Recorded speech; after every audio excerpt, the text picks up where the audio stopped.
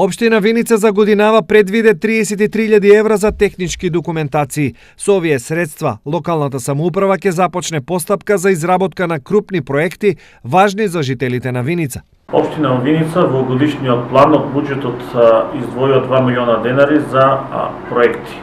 За оваа година предвидени се повеќе проекти, меѓу кои прв проект кој го распишувавме е реконструкција на киносалата во општина Виница. Освен ова, на последната седница на Советот на општината, советниците донесоа едногласна одлука за финансирање на 2 технички документации. Едниот е за реконструкција на старичкиот дом или задружниот дом во село Блатец.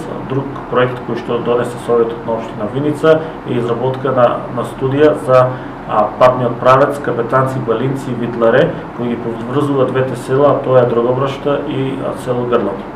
Изработката на техничките документации во моментов е многу важна за општина Виница. Имено, со самото преземање на функцијата, градоначалникот Димитров истакна дека во последната година и пол општината не распишала ниту еден тендер за изработка на проекти.